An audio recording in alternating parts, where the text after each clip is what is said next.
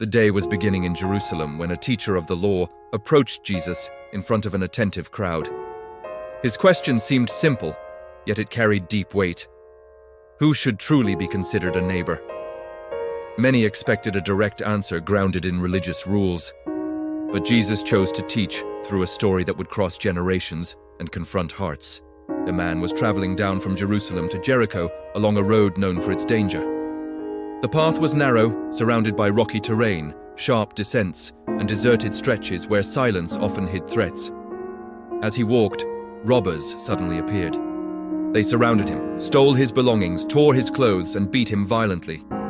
When they were finished, they left him lying on the roadside, barely alive. Time passed slowly as the wounded man lay on the ground, overwhelmed by pain and loneliness. The sun rose higher, dust filled the air, and no help seemed to come. After a while, a priest came down the same road. He was respected, knowledgeable in the law, and devoted to religious service. When he saw the injured man, he slowed his pace, observed from a distance, and chose to cross to the other side. He continued on his way, carrying silence and indifference with him. Soon after, a Levite appeared. Like the priest, he held a religious role and was recognized among the people. He came closer, noticed the severity of the man's condition, yet decided not to get involved. With steady steps, he continued his journey, leaving behind the wounded man and a missed opportunity to show compassion. As the day went on, a Samaritan arrived on that road.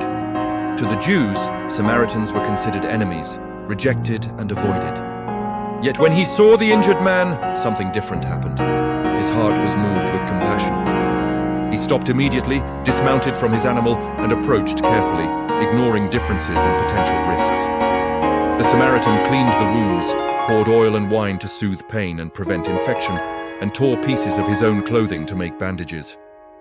With effort, he lifted the man onto his animal and led him slowly to a nearby inn, watching each step to avoid causing further harm. At the inn, the Samaritan cared for the man throughout the night. The soft glow of oil lamps illuminated that simple place, bearing witness to a quiet act of genuine love. He stayed alert, offering rest, water, and protection. The next morning, he gave money to the innkeeper and asked him to continue caring for the wounded man, promising to cover any additional expenses when he returned.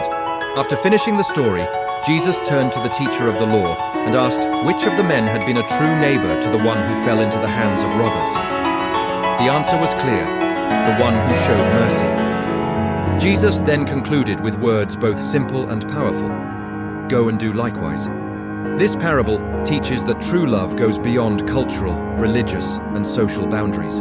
Being a neighbor is not only about feeling compassion, but about acting when the moment comes, even when it costs time, effort, or resources.